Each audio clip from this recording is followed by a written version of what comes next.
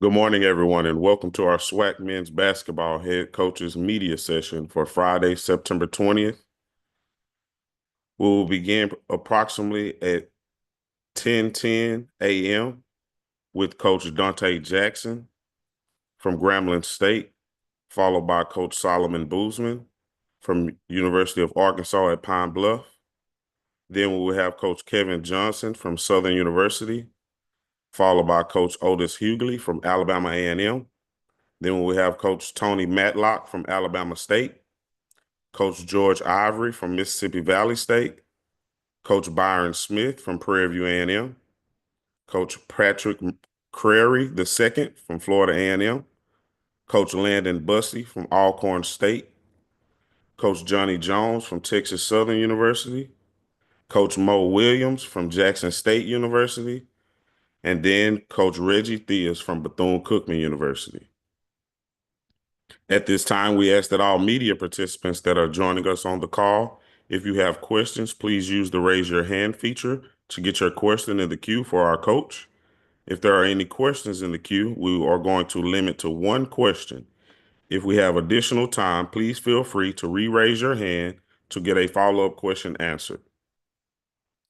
Please keep all lines muted unless you are actively asking a question.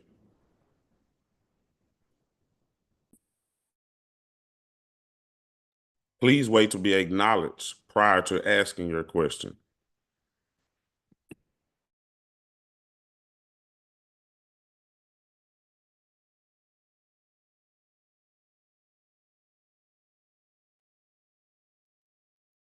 At this time, we're going to announce the predicted order of finish. Predicted to finish first with 212 points is Grambling State. Picked second is Texas Southern with 200 points. Then you have Southern University with 160 points. Picked fourth is Jackson State with 153 points. Picked fifth is Alcorn State with 144 points.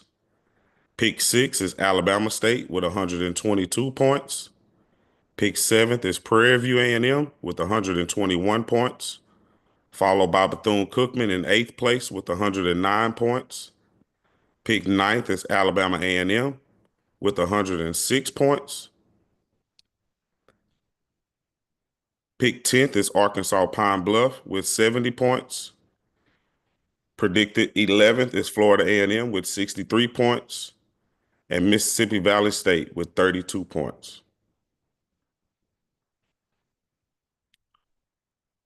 We're also introducing the men's basketball awards.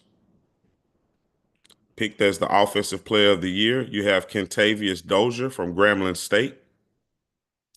Picked as the defensive player of the year is Kenny Hunter from Texas Southern University. Your all-SWAC first team will be led by Kentavious Dozier from Grambling State. Then you have TJ Madlock from Alabama State. You have Tajande Dumasi from Southern University. You have Shannon Grant from Jackson State. Chad Moody from Alabama A&M. On the all-SWAC second team, it's led by Grayson Carter of Texas Southern. Then you have CJ Hines of Alabama State, Kenny Hunter of Texas Southern, Ubong Akun from Alabama State, and then Lorenzo Downey from Alabama A&M.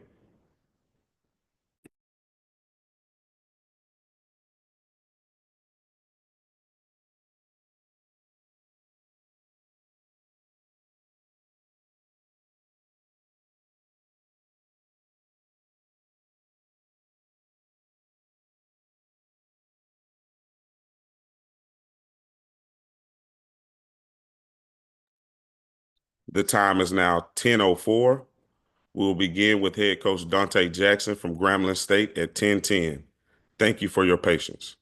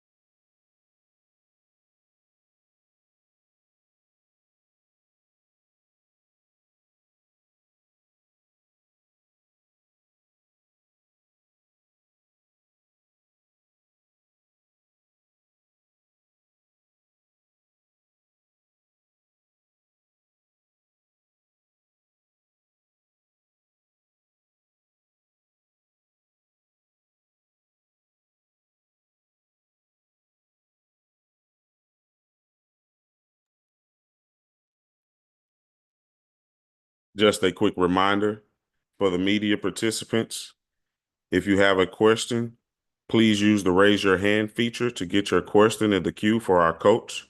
If there are any questions in the queue, we're going to limit to one question. If we have additional time, please feel free to re-raise your hand to get a follow-up question. Please keep all lines muted unless you are actively asking a question, and please wait to be acknowledged prior to asking your question.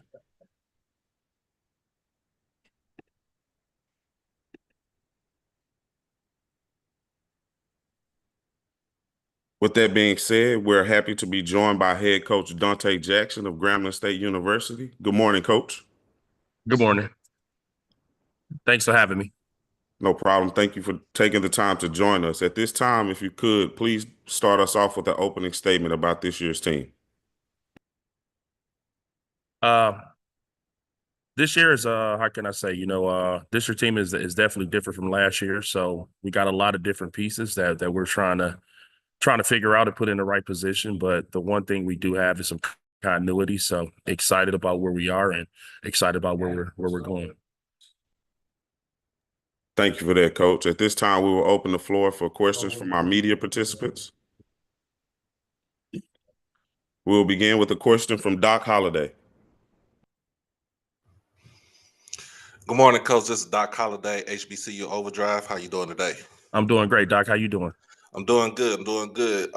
Tell me how can you what are some things you told your team as far as for this coming up season, and what are some things that you told your team this year on ways of trying to repeat as SWAC champs?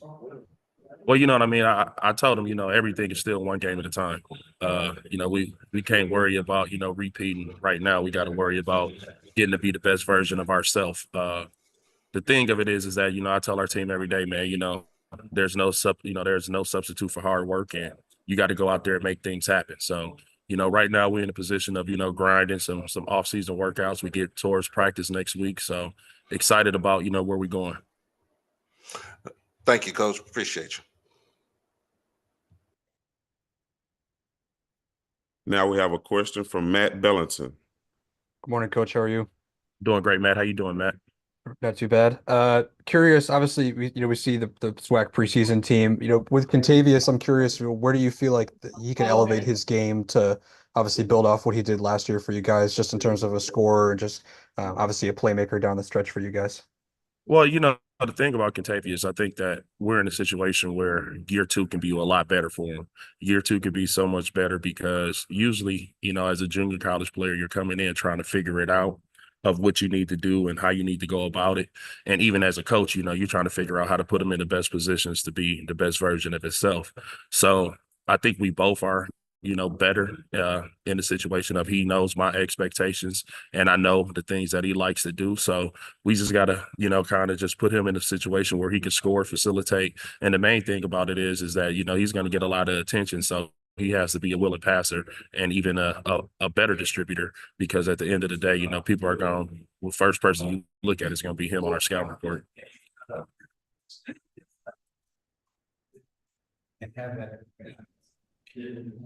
Thank you. Do we have any more questions? We have a follow-up question from Mr. Bells. No problem. Yeah, Coach, I'm just curious as well, obviously building off last year's success, how have you seen that, I guess, translate on the recruiting trail? I mean, just in terms of the exposure and the brand, just, I guess, awareness of the program, obviously on a national stage last year. It's definitely helped us on the recruiting trail. Some of the kids we got is this summer, and I cannot say we recruited.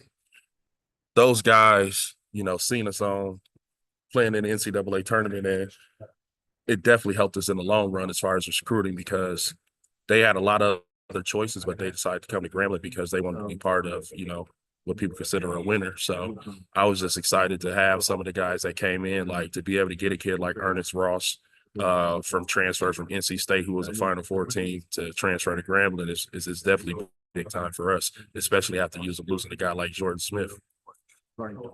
Yeah, basically we're gonna Do we have any more questions for Coach Jackson?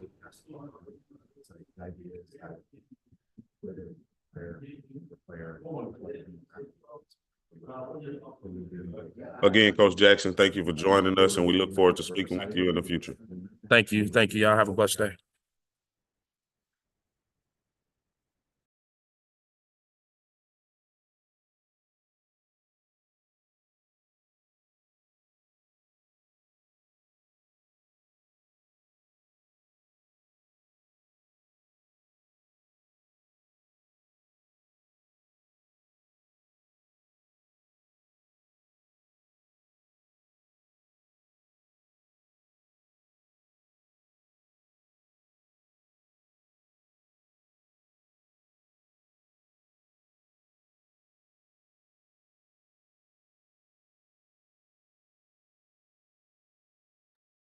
The time is now 10:15. We will be joined by Coach Solomon Boozman from the University of Arkansas at Pine Bluff at 10:20. Thank you for your patience.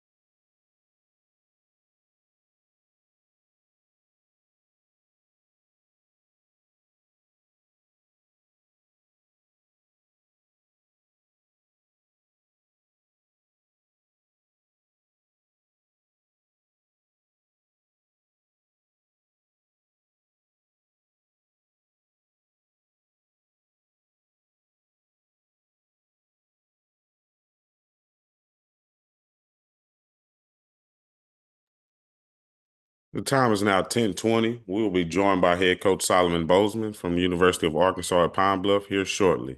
Thank you for your patience.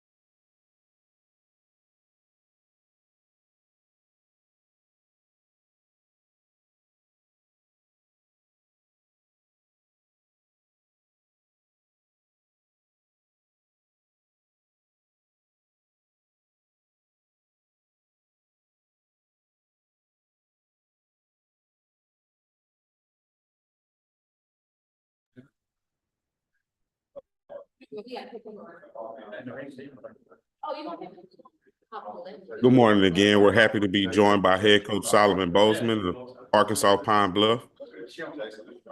Coach, Good if you morning. could How just y'all start doing? us off with an opening statement. First of all, man, excited to be here at SWAC Media Day.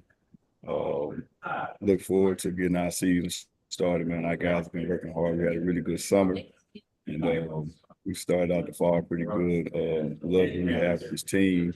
We lost a lot last year with Joe French, Shy Williams, Kylie Milton, Landon Martin, Ish Plett. But we returned 3 guys from last year's team.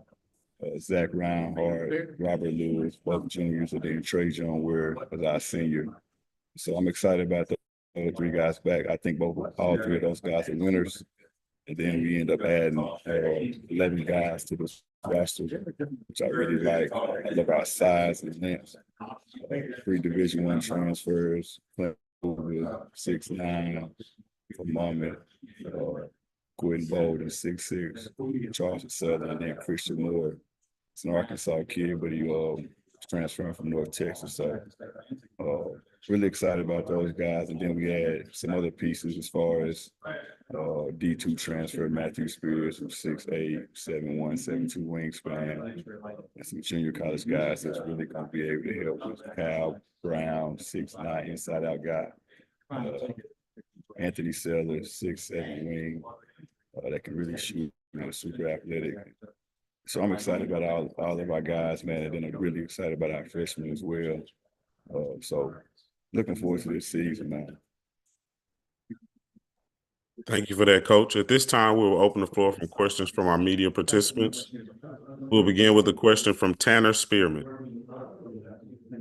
Good morning, Coach. You mentioned all the players that you lost from last year, some to eligibility, some to the transfer portal. And you've got so much roster turnover from year to year. How difficult does that make it to build a program and be consistent? I mean, I just think that's the new norm, especially going on with college basketball, the transfer portal. Last year, we were able to bring back, I think, 9 guys. So, we had an older team. But this year, man, we had, I think, 5 guys. 5 or 6 guys that were seniors, and then we lost some guys to the transfer portal that went on to better schools. So I just think that's a new norm, but it's definitely hard. But at the end of the day, you got to get the job done. And I like the group we have. We got some guys that are hungry, guys that love to work. So that's just a new norm. So we're going to figure it out. Like I said, I love this team. I love this team, man. It's, I think as far as team-wise, man, like we got a lot of different pieces. So now we're going to be young. We're going to, kind of have some inexperience, but as well, we got some older guys, that have some experience. So we look to lean on those older guys and to lead this young group. Now we have a question from Doc Holliday. Doc Holliday with HBC Overdrive. How you doing today, Coach? Man, bless, man. Bless. How you doing? I'm doing good. When you talking about with Joe French to me, I feel like he was an all SWAC point guard, shooting guard, basically a combo guard. What are some things? How do you feel you need to replace him with basically his scoring and his passing from last year to this year? I think this year's team is going to be more spread out. You know, last year we had some individual guys that can go get it. Like you said, Joe French, he averaged 15. Kylie Milne averaged 17. He just transferred to Murray State, and then Rashad Williams averaged 18. You know, but I think this year's team, man, we're going to have, you know, this team can have 8, 6 to 8 guys average between 6 to 14 points, 15 points. So I think we'll be more spread out, have a more balanced attack. And like you said, man, it's hard to replace Joe French. It's hard to replace Kylie Milne. It's hard to replace Rashad Williams. Man, those guys were really good. They're professional basketball players. They're pros, man. So we have more of a balanced attack this year. Okay, thank you, Coach.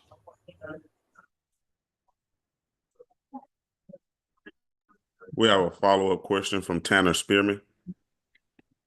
So, Coach, obviously last year your team was known as a very high-scoring team. What do you think the identity of this year's team is going to be? Will it be similar to last year, or will it be a different sort of identity on the court? I think it'll be similar to last year as far as scoring. We always recruit guards that can score. Trey John Wears, is going to have a bigger role, but Christian Moore as well.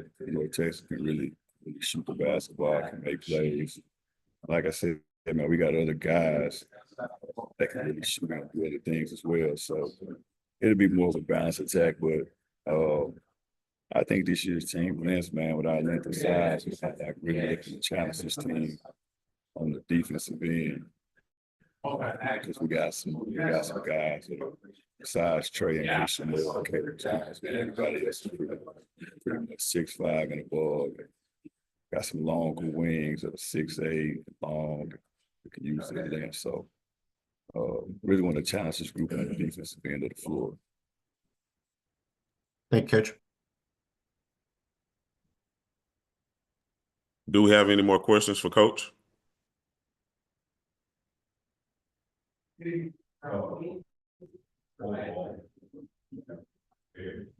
Again, thank you again for joining us today, Coach, and we look forward to speaking with you in the future.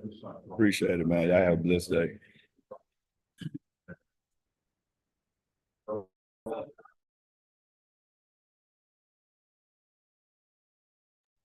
Next, we will be joined by head coach Kevin Johnson from Southern University at 10:30.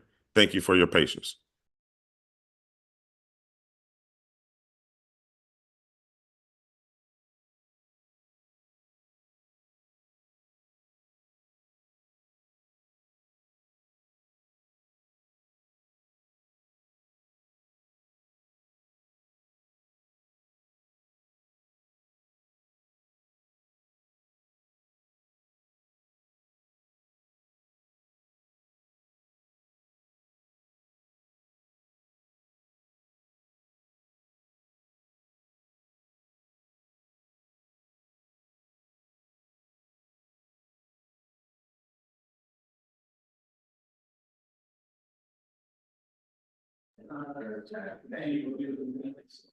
The time is now 10:28. Correction, make that 10:29, and we are currently joined by head coach Kevin Johnson from Southern University. Good morning, Coach.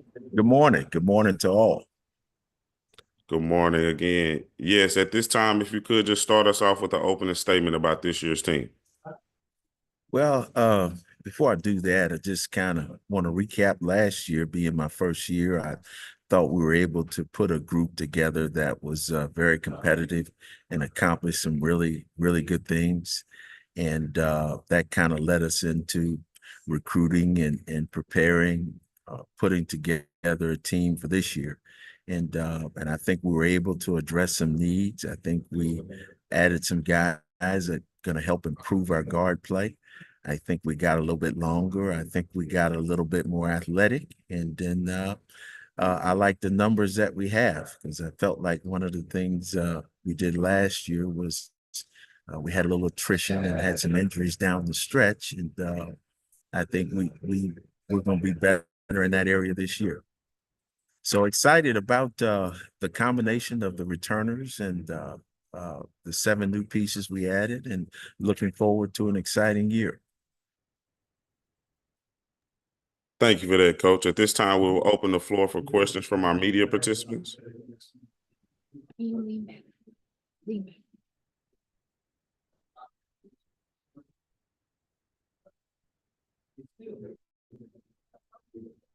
We'll begin with a question from Doc Holliday. Doc Holliday with HBCU Overdrive. Good morning, Coach. How you doing today? Good morning, Doc. How are you? I'm doing good. Tell me about your player, Mr. Diamasi. I don't want to butcher his name, his last name Demasi? like that. Yeah. Demasi. Okay. On my show, I call him TJ. So I'm gonna go with TJ. I'm gonna give him a nickname right there. But Demasi. Tell me about him and what is so special about him that makes your team dynamic. You know, first of all, he's a bigger guard. I like big guards, and he has a very, very high IQ. He's from France, so was trained to play the European way. And so, he's a guy who has toughness, and he was really, the heart and soul of our team last year. And he'll be asked to do a lot more this year. But if he's on the floor and he's providing toughness, if he's defending, if he's rebounding, if he's distributing the ball, and then his scoring would be a bonus for us, then I know our team has a great chance to be successful. And follow-up question. I know you played last season, you played kind of mostly a 3-guard lineup. Will you be doing any kind of shifting and changing into more of a traditional two-guard, two forwards, and a center lineup? I'm comfortable having more skilled guys on the floor, but again, I like what we're able to accomplish through recruiting. I think it will allow us to be a little bit more versatile. So even in the summer, we even experimented with a more traditional lineup and bigger lineups. And to be honest with you, I like the feel it had. So it's a possibility you could see some of that this year. All right. Thank you, Coach. Appreciate your time. You're welcome. Do we have any other questions for Coach?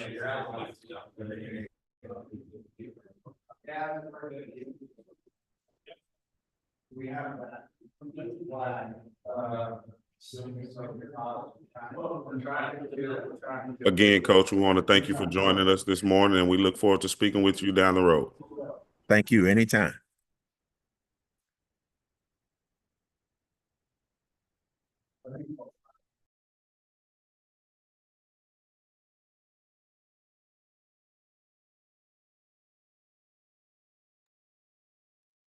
The time is now 10:33. We'll be joined by head coach Otis Hugley of Alabama A&M at 10:40. Thank you for your patience.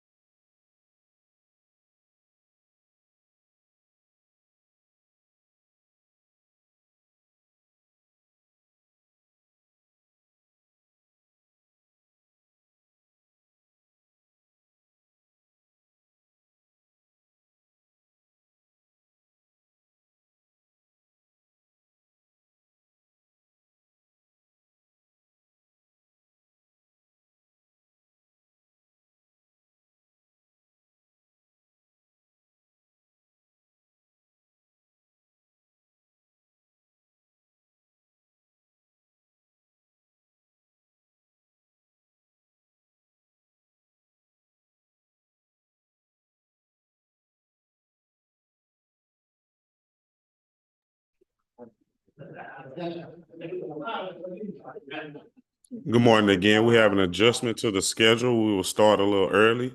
We're joined here with head coach Otis Hugley of Alabama A&M. Good morning, Coach. Good morning, gentlemen. Good morning. At this time, if you could just start us off with an opening statement about this year's team. First of all, I'm just excited to be able to wake up this morning. And not only that, wake up to an opportunity to coach another year in a game that I love. We had a young core last year that really got better as the year went on. And we're looking to hopefully turn the corner and be even better this year. Thank you so much for that, Coach. We're going to open the floor now for questions from our media participants.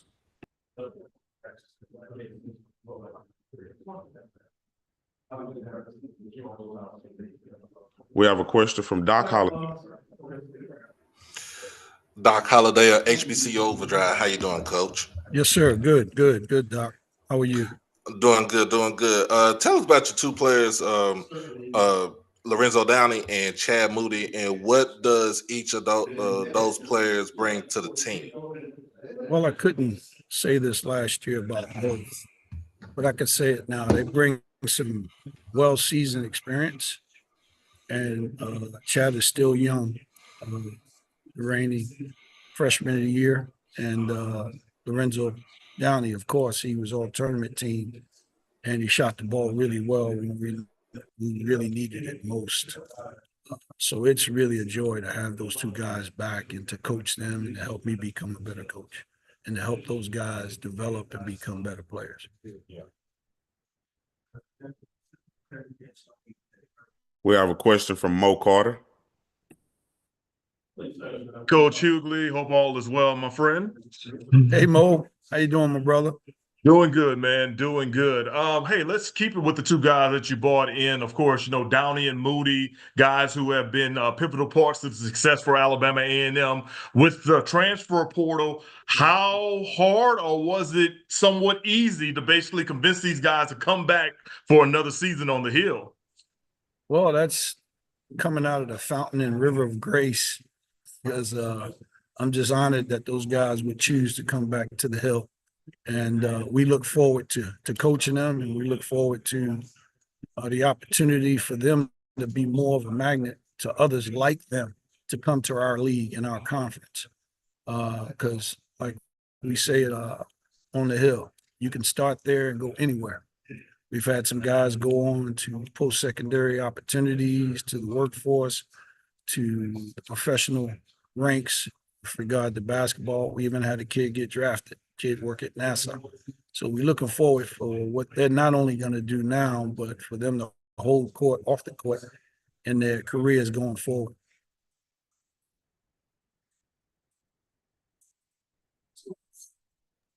Do we have any more questions for Coach? We have a follow-up by Mo. All right, Coach. Of course, you and your team have been well-traveled the last couple of months. Of course, you chatted with us here in Huntsville about it, but definitely want you to kind of share with the HBCU and SWAC world about how the trips to the Dominican Republic and then your trips with the Senegalese teams or whatever have all come to fruition. And how do you feel that's going to help everyone overall going into the season? Well, anytime you get to get a knife that you depend on, you get to sharpen it, man, it always cuts well for you. And as you go to the DR and you play against those teams down there, your team gets sharper. And as I got into Senegal and coached against the world competition against other professionals, it made me sharper as a coach. So, man, it's been a really, really, really impactful and great summer with regard to growing and developing on and off the floor. So I'm really excited to bring to bear a lot of the things that, I learned in Kigali, Rwanda, with the Senegalese team and give some of that stuff to my team here on the Hill.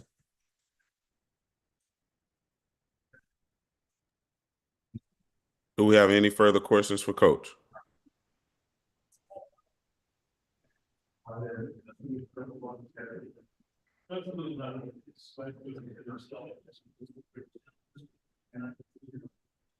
Again, Coach, we want to thank you again for joining us, and we look forward to speaking with you in the future. No, excited. Thanks, guys. God bless.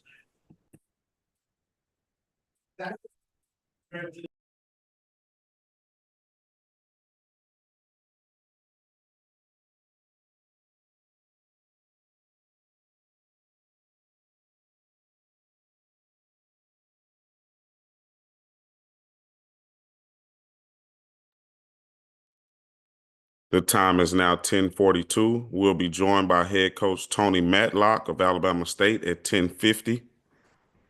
At this time, we will give a rundown of the predicted order of finish. Predicted to finish first, we Grambling State with 212 points. Second is Texas Southern with 200 points. Then you have Southern with 160 points. Jackson State picked to finish fourth with 153 points. Alcorn State, 144 points in fifth place. Pick six is Alabama State with 122 points. Pick seventh is Prairie View A&M with 121 points. Pick eighth is Bethune-Cookman with 109 points. Pick ninth is Alabama A&M with 106 points. Then you have Arkansas Pine Bluff with 70 points. 11th is Florida A&M with 63 points. And Mississippi Valley State with 32 points. We will also give you a rundown of our men's basketball awards. Picked as the Offensive Player of the Year is Kentavious Dozier of Grambling State. Defensive Player of the Year, Kenny Hunter from Texas Southern. Your All-SWAC first team, preseason team, you have Kentavious Dozier from Grambling State. TJ Madlock from Alabama State. Dante Diomasi from Southern. Shannon Grant from Jackson State. Chad Moody from Alabama A&M. On your All-SWAC second preseason team, you have Grayson Carter from Texas Southern. CJ Hines from Alabama State. Kenny Hunter from Texas Southern. Ubong Okun from Alabama State. And Lorenzo Downey from Alabama A&M.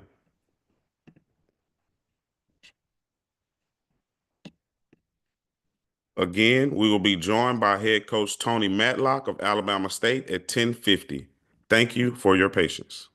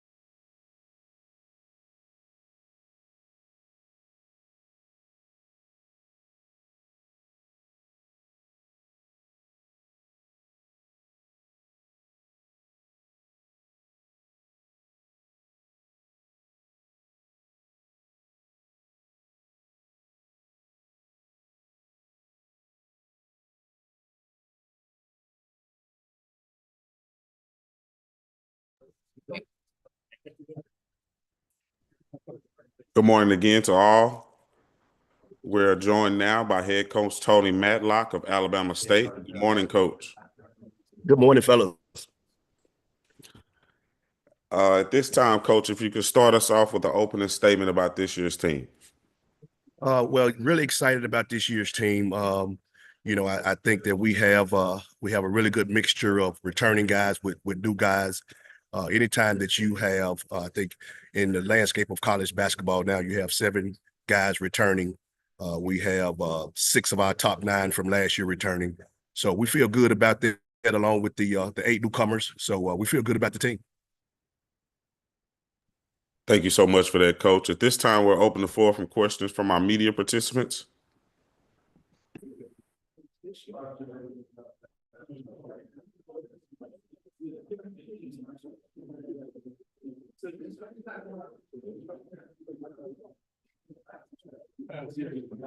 We have a question from Doc Holliday. Doc Holliday with HBCU Overdrive. How you doing, Coach? What's up, Doc? How you doing, man? I'm doing good. Tell us about, of course, your son TJ, and what special qualities that he brings to the team. Well, he brings a lot. First of all, he brings a toughness and a mindset of just trying to do whatever it takes to win. He's a guy that can score on a lot of different levels, but he's a really great defender. So he does a really good job of trying to lead these guys. And this is his last go around. He understands how important it is for him to go out on a winning note. So does a lot of good things for this program. And my follow-up question is: you had a game last season against USC. Of course, Bronny James, Boogie Ellis was on that team last year, and you had a sellout crowd. How do you want to try to get the crowd to come back into the Acadome and to have an atmosphere just like you had for that game alone? Yeah, I appreciate you bringing that up, Doc. One thing, it was a great atmosphere, and it's always, anytime that you can get a high major program to come on your campus, it's big for your program. Now, I was a little disappointed that the game was played, in December, and not November, because they really didn't get the HBCU experience, if you know what I mean. When they came to town, our students were gone for Christmas break. So even though it was a sellout, it wasn't an HBCU crowd. It wasn't a SWAC crowd. It wasn't, the band going crazy and the student section going crazy. So that was something that we were disappointed about. But saying all that, we were excited to have USC in. And for us to get the fans there, of course, you know what that means. That means you got to win games. So, but probably like all of us in this league, is that we have to play these money games. So we probably don't get, but out of the 13 non-conference games, you're probably going to get 1 or 2 at home. So that's a little different, a whole different story. Thank you for your time, Coach. Thank you.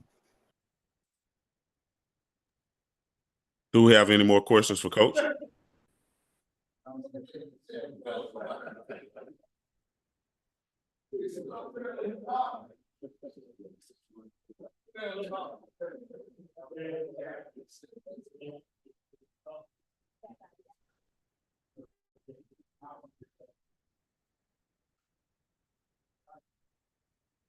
Coach, you were predicted to finish 6th in the standings for the preseason. Just speak about the presence of your team entering this season.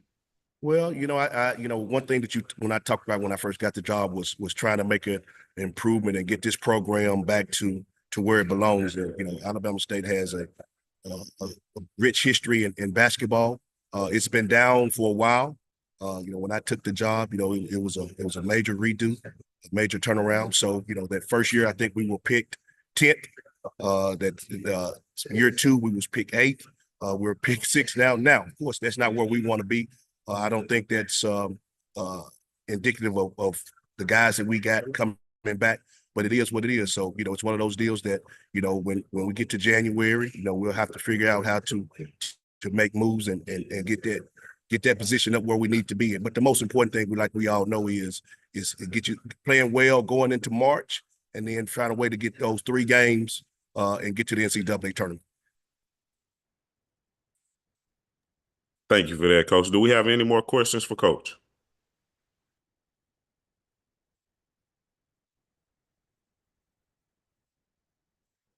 Again, Coach, thank you so much for joining us this morning, and we look forward to speaking with you in the future. Thanks, guys.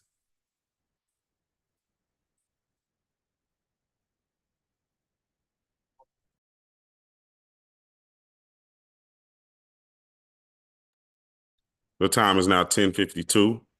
We'll be joined by head coach George Ivory here shortly. Thank you for your patience.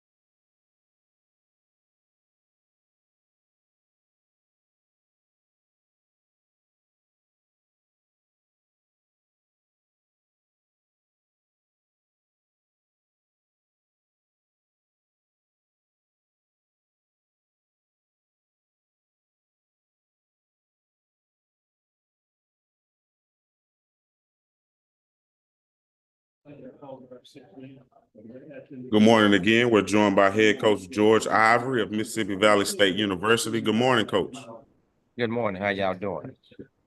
Doing great. At this time, coach, could you start us off with an opening statement about this year's team? I would like to say I'm very excited about this year's team.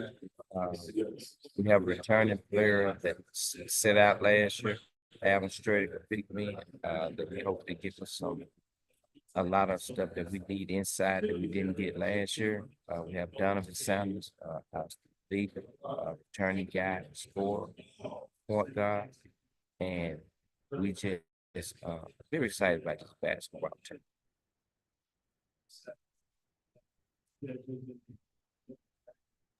Thank you so much for that, coach. At this time, we'll open the floor for questions from our media participants.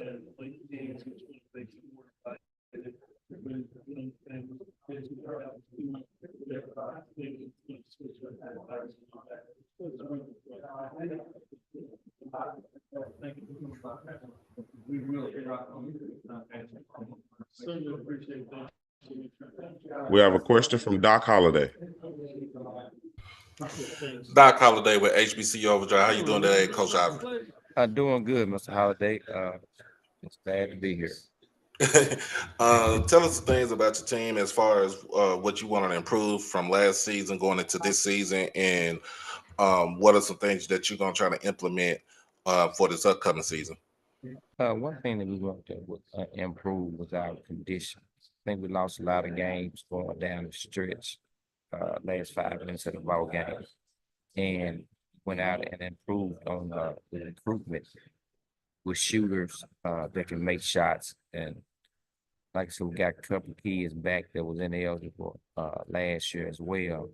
So we're very excited about this team and the potential that it has. And we're going to do a lot more man-to-man. Still going to do the 2-3 zone, but just because I think we're going to be a deeper basketball team. And my follow-up question is, it's a hard place to play in Itabena with this, when the student body is fully involved. How do you want to implement that as far as this coming season again? Well, like I said, there's been a tradition around for years as our home crowd. anytime you come to the Delta, the crowd usually can be really jumping, and that's what we're trying to get back to get change the culture. Not where we've been losing for the last 12 years, something like that, and we trying to change that. And I think that we got support from the administration going forward with this, and we're very excited. Man, I'm just telling you, I just think that this team is going to be. I can't say 40 minutes ahead. I said 39 minutes ahead. Appreciate you, Coach. Well, thank you, Mr. Holiday. Do we have any more questions for Coach?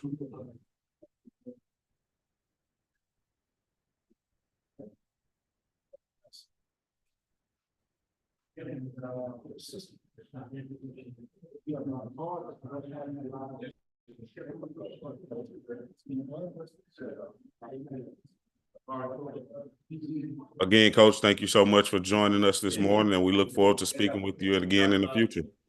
Thank you very much for having me. Take care.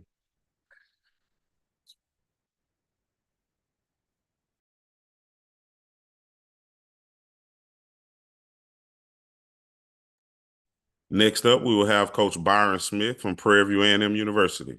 Thank you for your patience.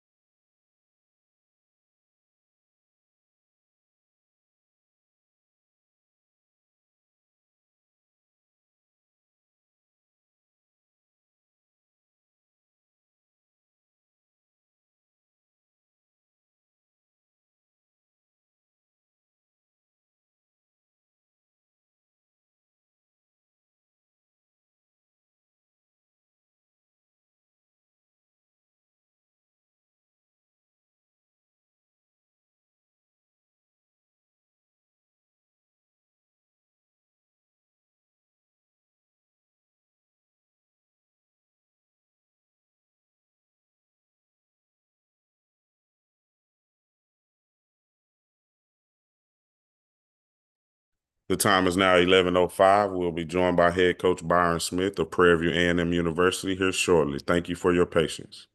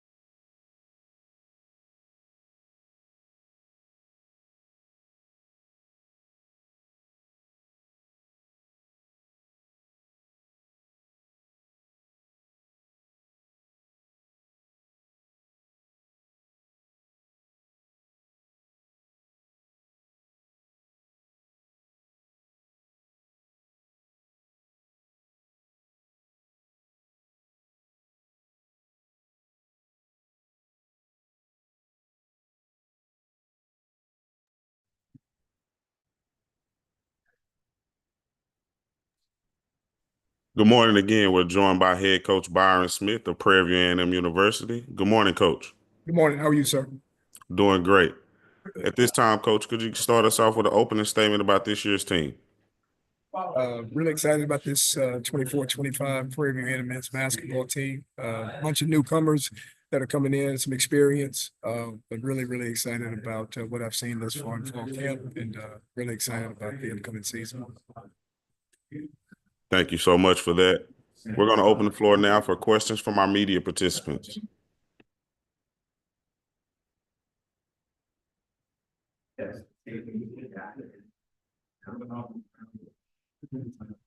We have a question from Doc Holliday. Good morning, Doc Holliday from HBC Overdrive. How you doing today, Coach? I'm doing well. Yourself, Doc? I'm doing good, doing good. Tell us about things that being able trying to recruit the state of Texas and also going into the transfer portal to get players to come and try to complete your squad. Yeah, it's Texas. It's an animal in recruiting. So many of the colleges all over the country are in our state recruiting, but there's always some quality young men that are left over. Once the big boys, don't swap them all up or swoop them all up. But it's a great state. I mean, obviously Texas is a football state first and foremost, but basketball is a close second. So some quality players in the state, and we've been fortunate enough to be able to attract some of them.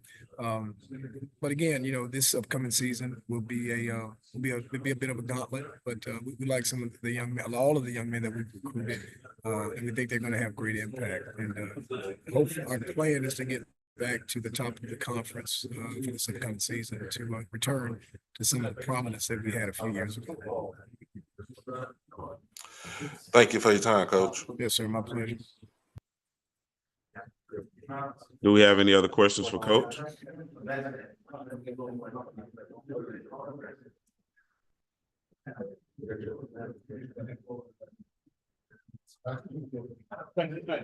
Coach Smith, you was picked to finish 7th in the league this year. Just speak about the depth and the direction you want to take your team this season.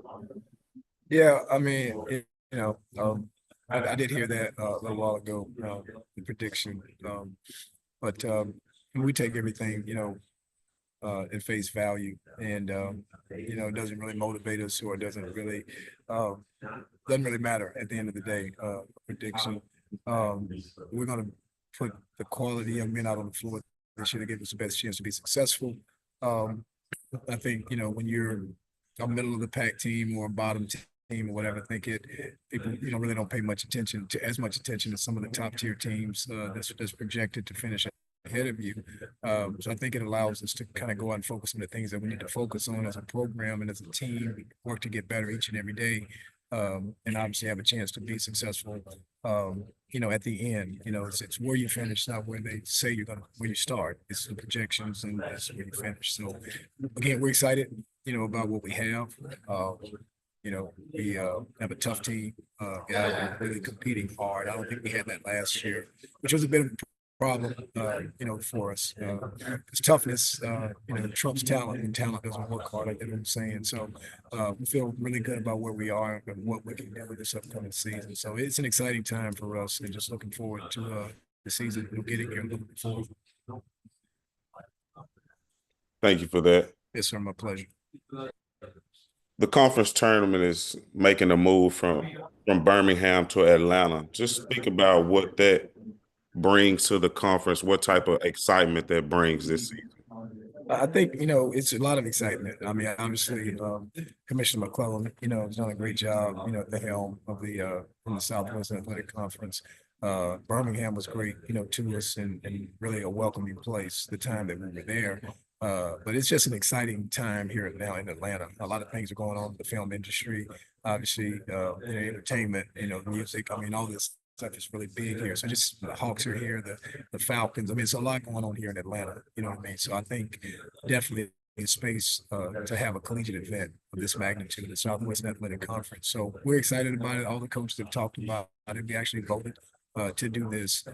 So the timing is right. And we're looking forward to having a really, really good time here come March in conference tournament.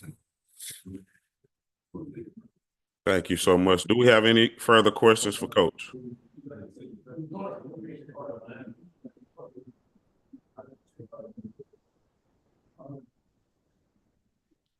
Again, Coach, we want to thank you for taking the time out to join us this morning, and we look forward to speaking with you in the future.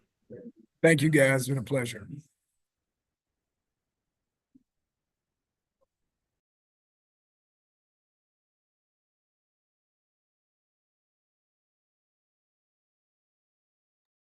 Next up, we'll have Coach Patrick Crarey from Florida A&M University. Thank you for your patience.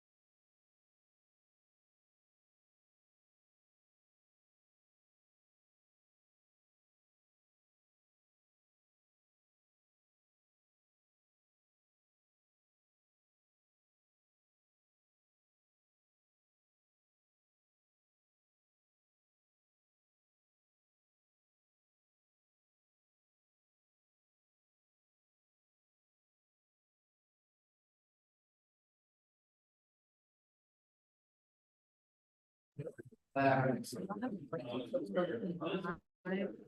morning again. We're joined by head coach Patrick Crarey from Florida A&M University. Good morning, coach. Morning. Good morning. At this time, coach, if you could start us off with the opening statement about this year's team. Looking forward to it. Our first year here in the SWAC. So we got a really good team. We returned 3 scholarship players from last year. And so we brought in 9 new guys who we really like to kind of fit our style of play. We'll be a very up-tempo based team, analytically based team, based upon the numbers and the data. Shoot a lot of threes. You want to get twos, play in the paint. So more the new age style of basketball that the professional ranks have leaned towards, as long as the European style of basketball as well. So that's really where we're trending this year. Thank you so much for that. This time we'll open the floor from questions from our media participants. We have a question from Doc Holliday. Doc Holliday with HBC Overdrive. How you doing today, Coach? Good. How you doing, Doc? I'm doing good, man. Look, we all know everything about what happened earlier this year and the hoopla and stuff like that. But how does it feel just to finally to get a breather and say, let me coach my team? Once our guys got here, it was kind of just obsolete. I wasn't worried about anything else. And so, just controlling what we can control. I'm in the trenches with assistant coaches and 15 really good players every single day. Our goal is to get us out of the bottom of the SWAC. And so we have no time to focus on anything else. But it's been great to get to, just to practice and, get out there. And that's coaches, of course, we love the off season a little bit, but the season is why we live on. It's like our bloodline. So I almost feel like I turn into a different person when it's season starts. Just my trajectory and my focus level. So it's been really good to be with my team and to really grow together. And my follow-up question is, Florida A&M hasn't been to the NCAA tournament in 17 years. You said that you're doing more on an analytical terms as what you see in the NBA as far as shooting wise, just percentages wise. How can that analytics equate to NCAA, particularly SWAC basketball play? I think the first number that we all concerned about is wins and losses. And so, we're just tracking everything we do, every possession we have, every shot we have, every turnover we have. Points per possession is probably our biggest stat. So, if you have 4 possessions and you score 4 points, you're at 1 point per possession, trying to be at like 1.1, 1.1.5. That would really help us in our up-tempo style of play. We also have outsourced one of the top college basketball data analytics companies to help us. They've been with UConn, they were with Purdue, they were University of Maryland, they were with all the top high majors. And that does come with a little bit of a price tag, but at the same time, there's no price tag for winning. So we look forward to, really bringing this brand of basketball to the SWAC. I mean, Pine Bluff kind of does the same the way they play. They shoot a ton of threes. But I think we could be very effective in our approach this year. Host, do I have time for one more question? Yes, sir. Go ahead. Okay. You coming from St. Thomas, which is a NAIA program in the state of Florida. Tell us about the experience that you had down there, and how would that equate you into coaching the team at FAMU? A wonderful experience at St. Thomas. We had the second year we had the most wins and single season wins in school history. Getting to the Sweet 16 first time in school history. Back-to-back championship games that we didn't win. So that's probably what I think about more than anything else is really the losses. But it was a great school, great administration, great president. They did a fabulous job for me. They're one of the fastest growing schools in the country, not alone the state of Florida. Record enrollment like 7 years in a row. So just being at a place that really embraced basketball, really embraced myself and my family was huge. It was a great experience for me to mature and grow as a coach and grow as a man. So I love my time there. I appreciate my time there. I appreciate you, Coach, and look forward to seeing you play. Thank you. Thank you so much. Do we have any more questions for Coach?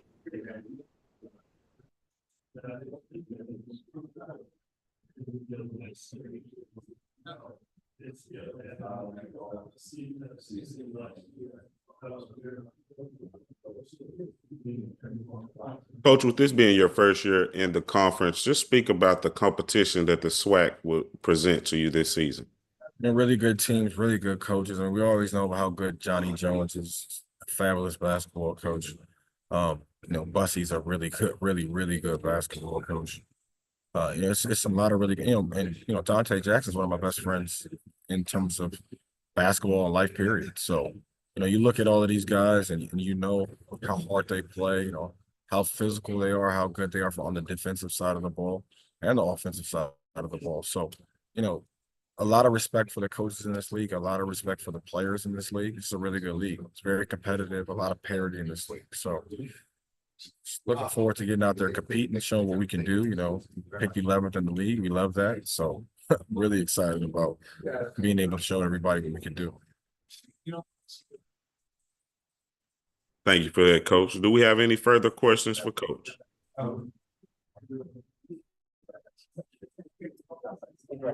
You guys are easy. I really appreciate it. Coach, again, thank you for your time, and we look forward to speaking with you again in the future. Thank you. Have a good day, everyone.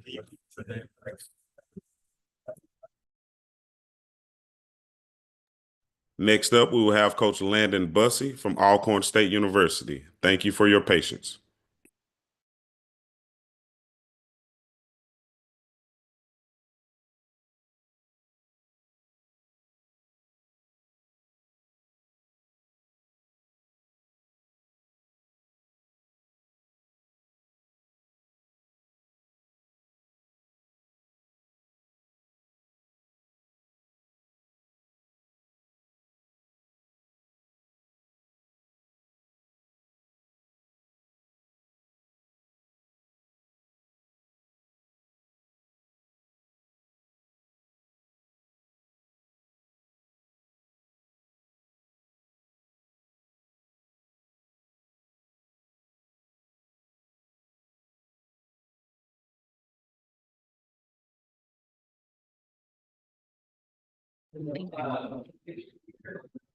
Good morning again. We're now joined by head coach Landon Bussie of Alcorn State. Good morning, Coach Bussie. Good morning. Good morning. Coach Bussie, if you could just start us off with the opening statement about this year's team. I'm excited about the opening year with a new team. Got a whole new team, got a lot of incoming guys, a lot of transfers, a lot of junior college players with a few returners. So I think that right now is just going to be an opportunity for us to get to know each other, try to gel, try to build the chemistry, and try to teach everybody what I want every day in practice. Thank you for that. Now we're going to open the floor for questions from our media participants.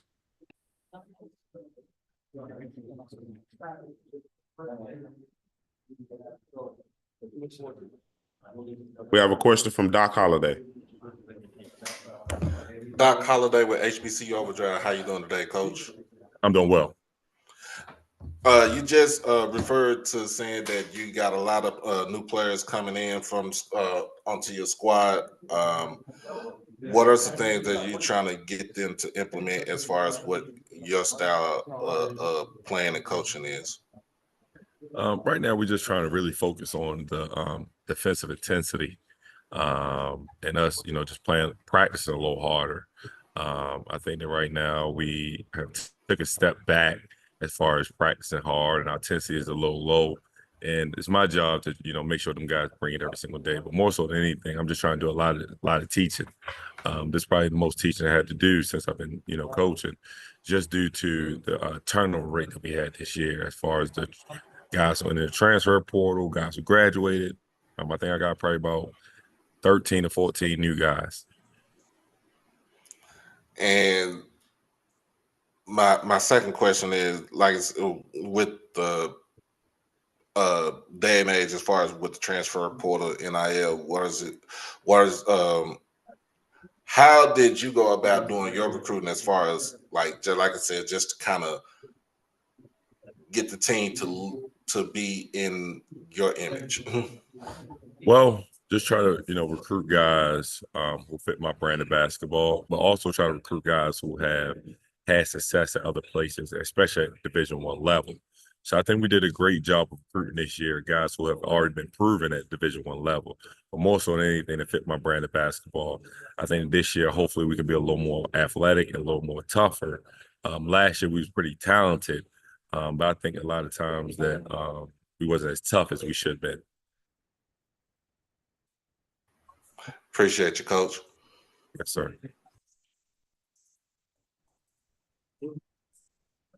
Do we have any other questions for Coach?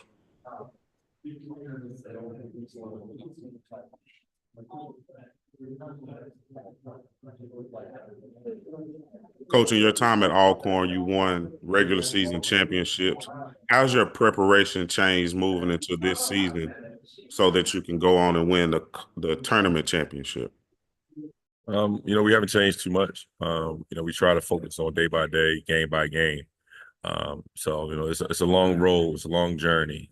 You don't want to just jump right to the SWAC tournament. We're not ready for that kind of basketball right now. So just trying to prepare day by day. Trying to get prepared day by day. We have an exhibition against Talladega College on October the 30th. That's our only focus right there, trying to make sure we prepare and ready. So and then hopefully in March we'll do a better job of being more prepared to do a better job of having a better performance in the SWAC tournament. Also, you alluded to having some new turnover on your roster. Speak about some players to watch in this upcoming season for your team. I think Marcus Tankersley is the main guy that guys are really going to focus on. He was at Detroit last year. He averaged 17 points at Detroit. He's a 6'4" guard. We got him late, probably about a few days right before school started. He's a guy that I think they can play at a very high level. I'm also a guy by the name of Willie Lightfoot.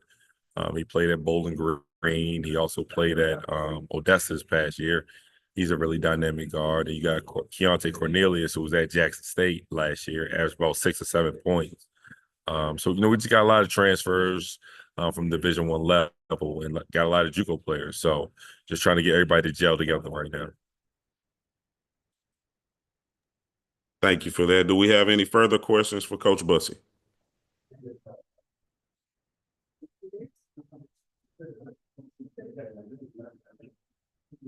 Again, Coach Bussie, we want to thank you for taking the time out to join us today, and we look forward to speaking with you again in the future.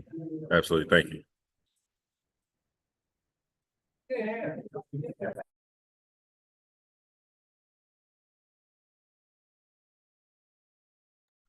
Next up, we will have Coach Johnny Jones from Texas Southern University. Thank you for your patience.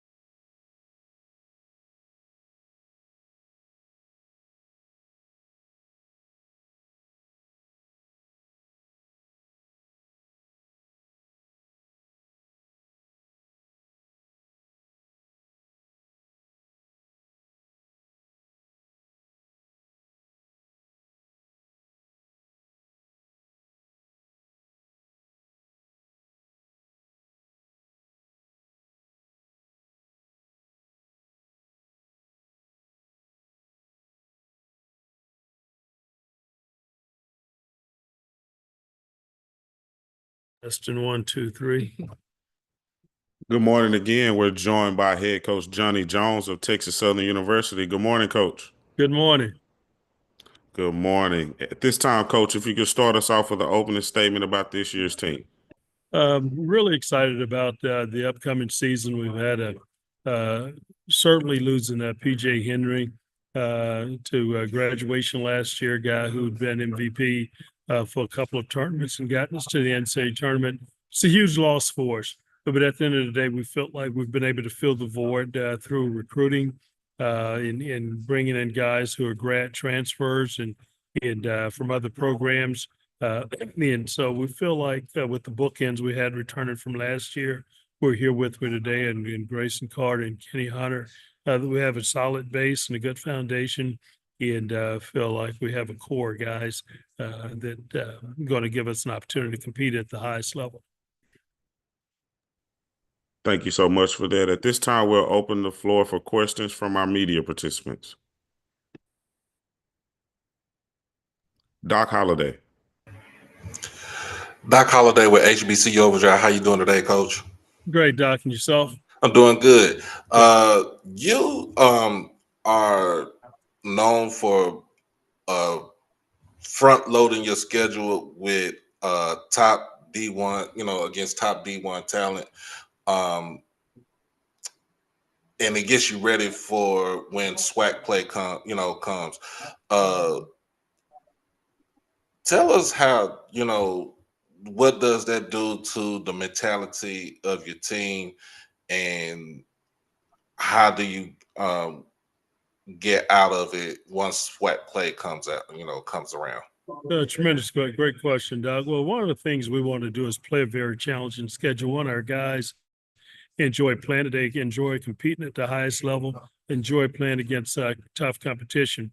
But at the end of the day, the SWAC is a very tough league. We've got great coaches in the league. You've got tremendous talent and players in the league. So in preparation for that, during the preseason, we have to go out and make sure we play very demanding schedule against quality competition, against the good coaches, and in preparation for the grueling schedule that we're going to be faced with once conference come around. And this year will be no different for us. We're at Xavier, who will be a top 25 team to start the season. Then we've got Georgia. Then we've got Georgia Tech. We'll be at New Mexico's very challenging team at Nevada. So our schedule is really challenging again this year, and as one we embrace, we look forward to it. And as the years in the past, we've been able to knock off some of the Power 5 schools, and that's our goal and our challenge this year as well. But the main thing, our main focus is to make sure we're prepared to get ready for the SWAC and hopefully play well enough in the SWAC that we're peaking at the right time come conference tournament time. And my follow-up question is, you had recent coaching stops, one of them being here in the DFW area in North Texas, where I reside, and also you being at LSU, which is your alma mater. Out of those places, which one did you feel like gave you the blueprint to bring over to Texas Southern in the SWAC? Well, I think all of my stops, even as being an assistant coach at LSU, been an assistant coach in Memphis, been an assistant coach at the University of Alabama, prior to getting the head coaching job there at University of North Texas. So I'd have to certainly credit all of them. And when you're under leadership of other coaches, you want to be able to make sure that you take ingredients and things. And I'm being from Louisiana, kind of allude to saying, for instance, cooking a gumbo. You want to make sure that you take the right ingredients and put the right amount in what you take out. So it can be, at the end of the day, the flavor that you like are going to best serve the people that you have. So that's what I've done in terms of my coaching. I've taken from other coaches, and being in my programs, it's all been great basketball. Texas Southern, at University of North Texas, LSU at the same time, and now being here at Texas Southern, I can just tell you, I've probably grown more in the last 6 years than I did from the other jobs at the end of the day, because I did feel like some great things happen for me there. With the experience shared there that I have an opportunity to cherish in now, I think that's excelled to allow us to win the championships that we have in this league. And my last question is: you had a legend at Texas Southern. He just transitioned in Mr. Moreland. What are some things that he taught you as being the head coach at Texas Southern? I didn't get to. I only met Coach Moreland once. Had lunch with him one day while I was there. He kept a very busy schedule, but he did come to our games. In Machine Gun Kelly would come and sit pretty much in the same areas on game night. But at the end of the day, our athletic director, our senior VP, who played for him, used to spend a lot of time with him. When I first got there as well. But because his health started declining a little bit after I got there, I didn't get to see him or spend as much time with him. But what you want to do is go back and look at the history and what he was able to do and the things that he was able to accomplish, bringing in great players, getting his team to the NCAA tournament, playing a very productive and powerful schedule. So, from looking at him, things that can be done here because they've been done before. So those were some of the lessons that I certainly learned from Coach because of some of the groundwork that he laid during his time here as a basketball coach, and obviously shows them having his name that's on the floor there in our arena, which is so well deserved. Thank you for your time, Coach. Thank you, Don. Do we have any other questions for Coach?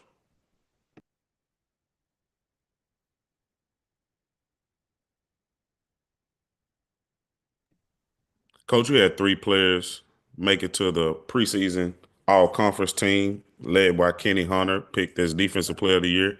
Speak about your athletes and what they're going to bring for your team this year. Really excited about the future of our team. Obviously, losing some of the guys that we did from last year's team leave a certain void, but having Kenny and returning in preseason pick defensive player of the year, Grayson Carter, another tremendous player for us last year. This is the first center that he had that he wasn't battling injury or trying to come back off of surgery. He's dropped 20 pounds from last year and really looking great and looking forward to him having a special year for us. So when you have guys like that are returning for us this year, as a coach, I couldn't be more excited to have an opportunity to be a part of it and see where we go as a basketball team this year. Thank you for that, Coach. Do we have another question from Mr. Holliday? Oh, no, I'm good now. Coach, you also picked to finish second in the league. Speak about the competition that the SWAC will present this year for the country. Well, I hadn't had an opportunity to see the conference deal. It must have come out this morning, and they hadn't shared it with me yet. Who'd they pick number one, if you don't mind me asking? Grambling State was picked first, followed by Texas Southern in second, Southern in third, Jackson State in fourth, Alcorn in fifth, Alabama State in sixth, seventh is Prairie View A&M, eighth is Bethune-Cookman, 9 is Alabama A&M, 10 is Arkansas Pine Bluff, 11 Florida A&M, and 12 will be Mississippi Valley State. Well, great. And that just tells you how challenging and how tough our league is and how well respected it is. And Gremlin obviously did a tremendous job last year, making it to the championship game. We had a setback against them, and then they went on to represent our league in a mighty way and winning the game there in the NCAA tournament, and then competing against a very good, I think it was a Purdue team, maybe in the second game at the end of the day. But our schedule, again, our non-conference is the reason we play it, to get ready for those type games against loaded teams. But we feel like our team is built to compete at the highest level. And our goal is, as always, to try to be that last team standing there in March at the SWAC tournament. Hopefully we can cut down the nets, preparing ourselves to hang banners, and hopefully all the championship rings, being able to call ourselves champions. Thank you so much for that. Do we have any more questions for Coach?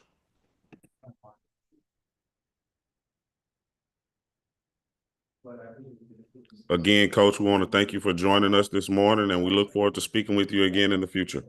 Mr. House, thanks so much for your time, and go Tigers.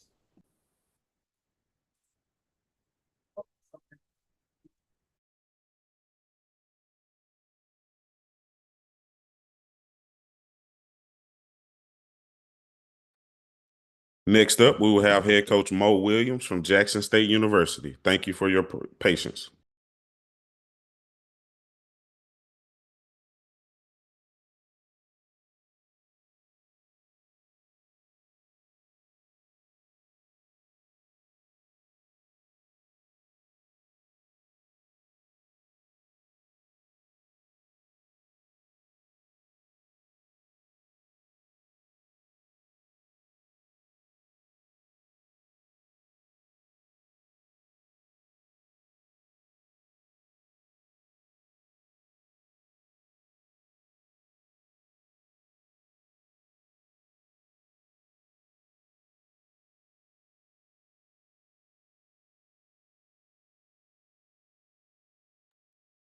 At this time, we would like to give you another rundown of our preseason awards.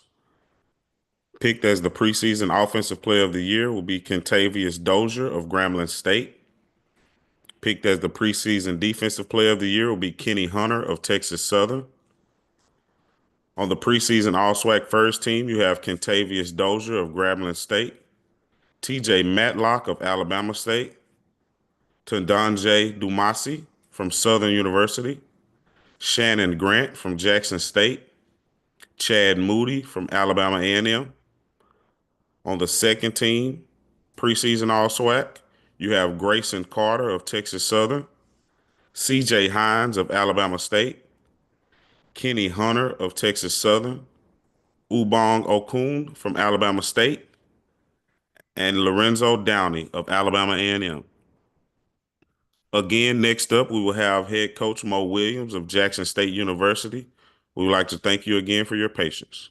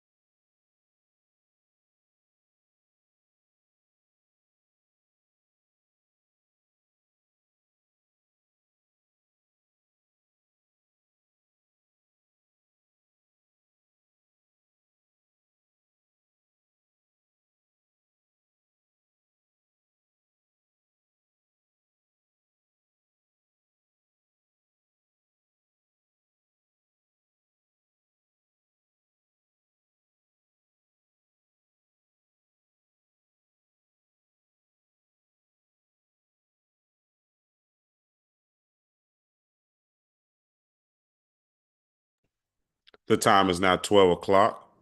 We'll be joined shortly by head coach Mo Williams of Jackson State University. Thank you for your patience.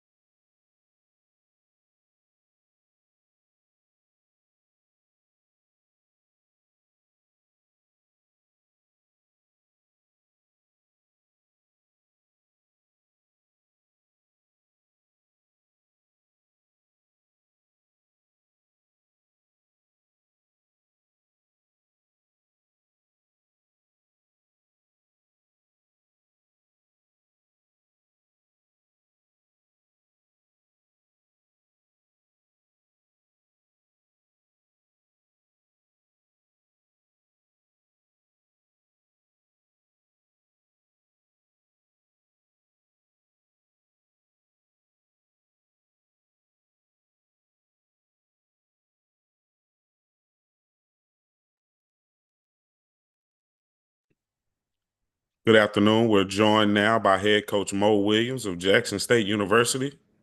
Good afternoon, coach. How you doing? Doing great. At this time, coach, if you could start us off with an opening statement about this year's team. I'm excited about this team. We have a lot of guys coming back from last year. Also, we have, a few guys coming back from injury, but we added a couple pieces in Shannon Grant from Florida A&M, Warren Rayner coming in from UTSA. So we're excited about our group. Thank you so much. At this time, we're going to open the floor for questions from our media participants. First up, we have Charles Hallman. Good morning, Coach. Charles, how you doing? Doing fine. Charles Hallman from Minnesota Spokes Recorder. I believe that on your schedule you have Houston as a non-conference opponent, and that also means you are coaching against a black coach, head coach who is not a HBCU.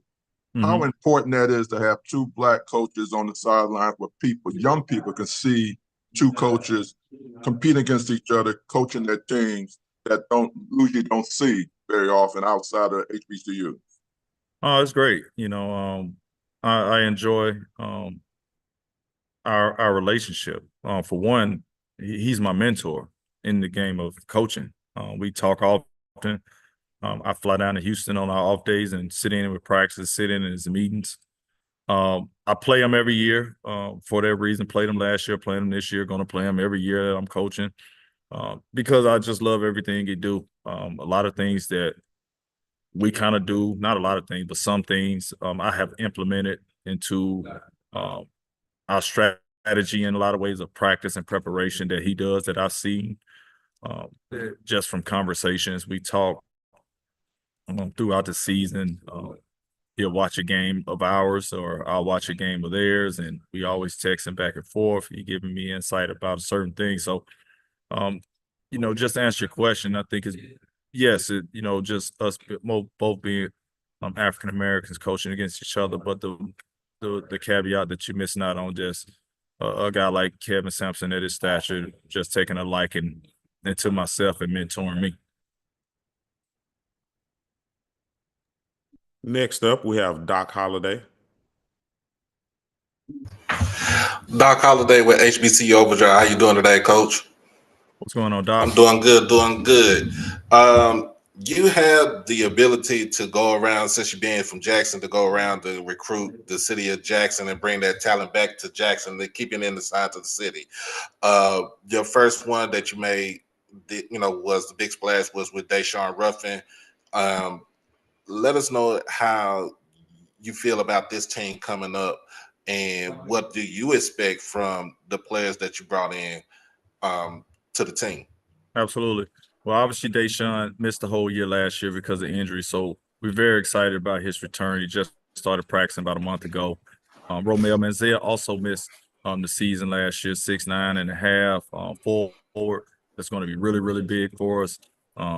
We brought in Shannon Grant, which is a transfer from Florida A&M, about 6'10", 6'11", big body, finished around the rim, was first team all SWAC preseason this year. And then Warren Rayner from UTSA. I coached him, brought him to Alabama State as a freshman. He transferred. It was at UTSA. And in my opinion, he's the best shooter in America. And so with those four guys, those are four main core guys. But overall, we got, I mean, I'm not joking, 11 to 12 players that can actually help us win games. But I've never met a coach. I've never seen a good team in America that plays 12 guys. So we got to be able to understand on how to accept roles. We got to understand on how to stay ready and how to be a great teammate. I think if we succeed at those three things, as far as our depth, I think it wouldn't be a detriment to us. Follow-up question.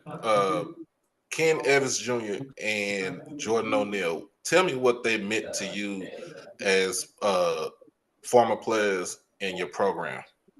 I love those guys. I mean, I love all my kids, obviously, but I love them even more when they leave because I'm not going to be able to see them on a daily basis. I just kind of follow them and talk to them periodically. But Ken Evans, start with him, player of the year in our league. He's a FAU. I mean, I'm extremely proud of his achievements. He deserves everything he gets. And that's one thing about me. I understand where we are. I understand there's better opportunities for certain people in certain situations. I'm not a guy that's going to hold them back. So I was all for him leaving and going to FAU. Jordan O'Neal was a senior and he graduated and he had a tremendous year. And he's heading overseas. So we're excited about those guys going into the next life, and hopefully we prepare them well for it. I appreciate your time, Coach. Thank you. Next up, we have Garrett Busby. Hey, Coach. Speaking of the depth that you were just talking on there, some of those guys obviously are from local high schools in the Jackson area, and you had a real emphasis in recruiting those guys and getting those guys to come to Jackson State. Just talk about how you see them, the young guys specifically, impacting the team, and I guess your strategy behind getting those high school recruits as well as the recruits from the portal. Absolutely. That's a excellent question, Gary. It's big for me to recruit the state of Mississippi, right? Not just Jackson, but the state of Mississippi as a whole. And in the last 2 years, along with last year and this year, we've gotten some really good high school players from Mississippi. And if you look at the top players in our state, we're getting the second, third best ranked player in our state at Jackson State, where typically that doesn't happen. You know, you have Mississippi State, Ole Miss, Southern Miss, along with Alcorn and Valley, are Division I in our state, and Jackson State in the last 2 years has gotten the top players. This year, on our roster, we got arguably the number 1 player, could be number 2 on who you're talking to, number 4 player, and the number 7 player in our state at Jackson State. You know, one being 6'10", big body, one being 6'4", 6'5". Feel like once he gets some weight on him, he's going to be a tremendous player, high IQ, can really shoot the ball. And then I think the special one is Dorian McMillan, 6'3", athletic, just a dog. I can see him helping us this year. I can see Ebo, as far as our 6'10" freshman, helping us, and even Spank, all freshmen could have an opportunity. Now, like I said, I got 12 guys that can actually help us win. And early on, they make it, you know, the freshman type deal where you got to wait your turn or wait your opportunity. And I think that comes with our leadership, keeping these guys involved and engaged. Because in high school, you got to understand they used to playing all the time. They used to playing all the minutes. And you got to understand how to sacrifice and how to wait your turn.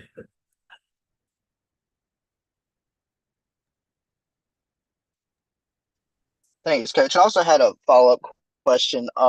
I guess just regarding the injury recoveries of Manziel and Ruffin, do you expect them to be back before the start of the season? Oh, absolutely. They're practicing right now. Romel was actually, healthy toward the end of the season, but we had like maybe 7 games left.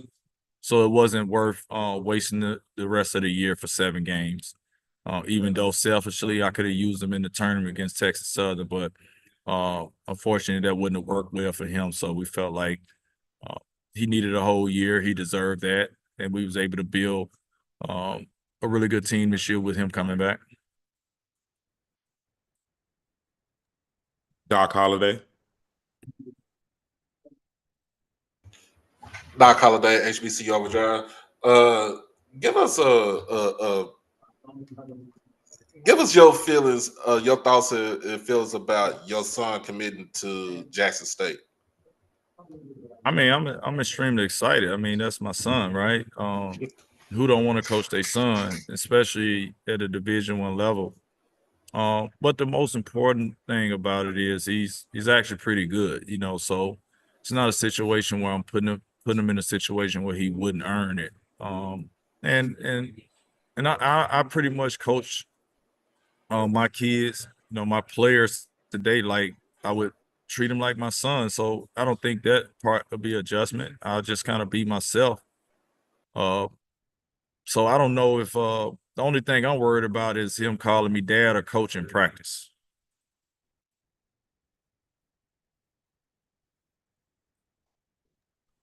Thank you. Sorry about that. Go ahead. No, that sounds like a LeBron James reference to his son. Yeah, that's why I brought that up. I don't know. So I'm excited about it. You know, I think it was something that he decided to do. That's why I was all in for it. I obviously offered him. But other schools is on him, you know, so I wanted to make sure he had the opportunity to make his own decision. And when he wanted to come to Jackson State, it just didn't happen on a whim. I gave him time to process it. And I also made him come on an official visit, and I gave him the real. You know, I took him in the locker room and said, "Hey, man, this locker room been here a long time, never been redone. It's probably gonna be just like this the whole time you're here. So know that. The gym gonna be 55 degrees probably every day, and you got to know that." But obviously taking them to Southern game this weekend at home, that experience is 55,000 people in the stands and just a great environment, and being around the guys, hanging out with the guys, doing his official visit for the weekend. So he made his own decision on Sunday. When it was over with, he said, "Dad, I'm ready to post it." So obviously everything that he saw at the school, understanding what he already knew, help him make his decision. I appreciate that, Coach.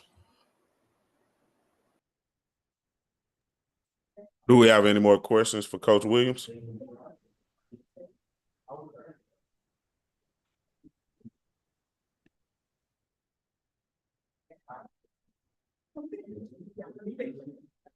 Again, Coach, we'd like to thank you for joining us this afternoon, and we look forward to speaking with you again in the future. I appreciate you guys. Y'all have a good day.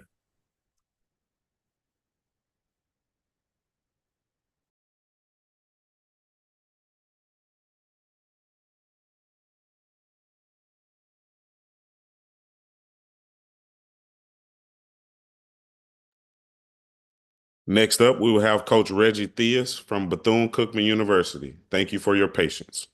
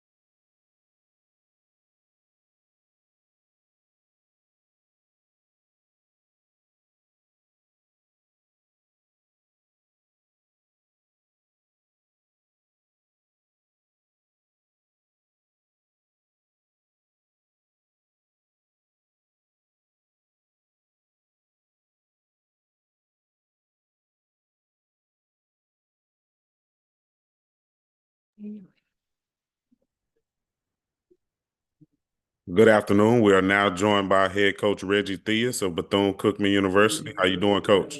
I'm well. What about yourself today? Doing great.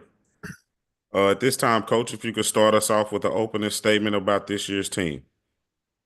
I think our team we've got a lot of depth and we have age and experience.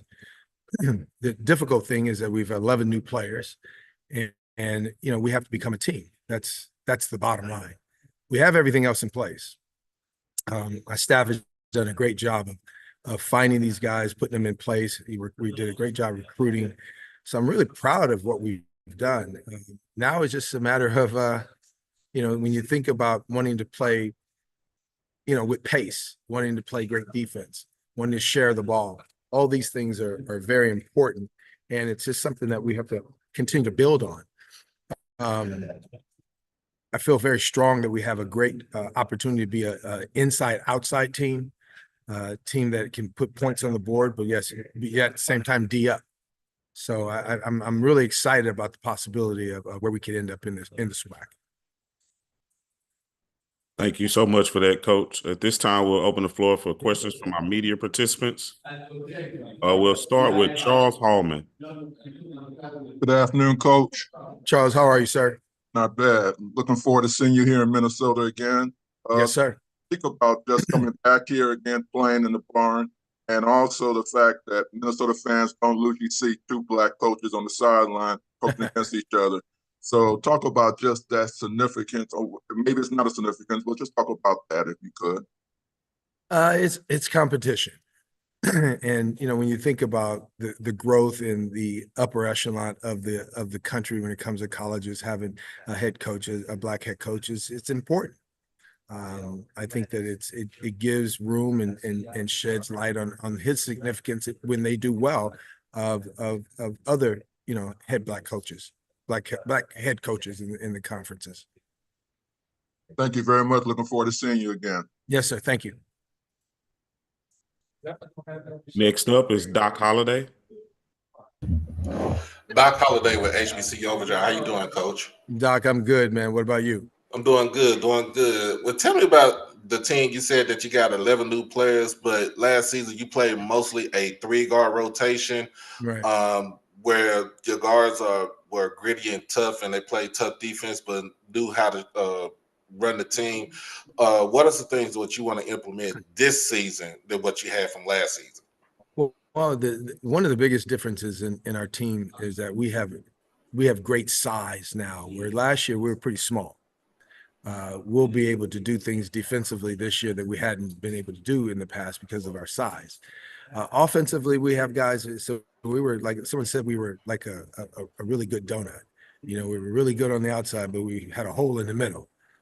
So, when you think about it, having the ability to score in the post, defend in the post, going against bigger schools and bigger conferences, it's going to be important. And in our conference, being an undersized conference, we're going to be probably from top to bottom one of the bigger teams in the conference. And my follow-up question is, the gym that you play in, we know it's in Florida, Daytona, right by the ocean. Right. I call it a sweat box. That's what I call it. Tell us about playing in that environment and how hostile it can get inside of the gym. Well, it's the best atmosphere in the SWAC. You can call it a sweat box, a torture chamber, whatever you want to call it. But it's a small gym that gets really hyped. And it's hyped when our band's not there, but when the band's there, it's almost impossible to even hear or anything else in the gym. But it is it's fun. And I think that even as a player, former player, most guys, they're just happy to be in the atmosphere where it's a sellout.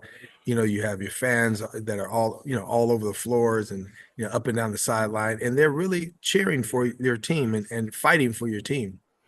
I tell our guys all the time, if you want campus to be a part of you, you have to be a part of campus. So it really is a family atmosphere. Host, do I have one more question in? Mm-hmm. Yes, sir. Go ahead. Okay. Your time between the time that you played, UNLV, your running Rebels, rest in peace to Jerry Tarkanian. Your time in the NBA and with the Bulls and Sacramento Kings, and also as being a head coach at various stops. What are some things that you took from those previous stops where you was on in your journey to be the head coach and also the athletic director for Bethune-Cookman? Well, from the back forward, I think everything I've done in my life as a leader on the basketball court, having different careers, really set me up to be where I am today as an athletic director. It's given me the tools to really do a good job with that job, and especially something that I had never done before. I obviously have a great staff that comes along with me, but it's been a pleasure to grow and to become and have that opportunity to really build something for our athletic department. What I take with me, one of the things I tell people, I had 16 coaches in 13 years of professional basketball. So I've seen it done wrong a lot. And, so I take a little bit from everything. I played for a Hall of Fame coach. I worked for a Hall of Fame coach. Having the pedigree that I come from, I've got all the acronyms, I've got all the tools, I've got all the stories. And I really have a life that I try to share with my players because, where they're trying to go, I've already been. I've probably already been there twice. And, so those things probably help us a lot when it comes to my relationship with my guys. Thank you a lot, Coach. All right. Thank you. Mr. Hallman? Yes, thank you. Coach, have you and the other coaches in the conference, have y'all had any discussion about what can the conference do to enhance your presence that you can get a higher seed when it comes to NCAA tournament bids? Yeah, we talk about it. I have the privilege to be in our athletic directors, meetings also. So as coaches and athletic directors, we talk about all those things. The conference is growing. I mean, having this media day, moving things to Atlanta, the distributions that they're able to give the universities, and our leadership with Mr. McCullen, Dr. McCullen, is just phenomenal. When you think about getting a higher seed, it's very difficult when you place, guarantee games. It's very difficult when you have to play against higher seeds. It's about winning, and when you have budgets that you have to deal with. When you talk about the institutions needing money, institutions having to play these buy games to get money for their budgets, is one of the reasons why it's going to be very difficult for us to get higher seeds. Now, as the portal has come around and as NIL has come around, you might see players in HBCUs that you hadn't seen before. I think that HBCUs have an opportunity to take advantage of that if they have the right NIL packages, and that's people look at it as a negative. I look at it as a positive, but you just have to get the money. Thanks again, Coach. All right, thank you. Any further coaches for Coach Theus?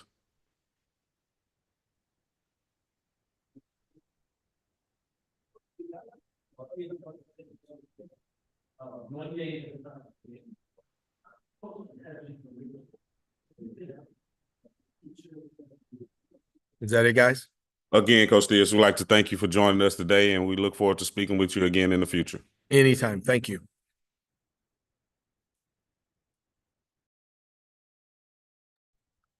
This concludes our SWAC media session for Friday, September 20th. All media sessions are archived on the YouTube channel on the SWAC Digital Network. Thank you for joining us and have a great day.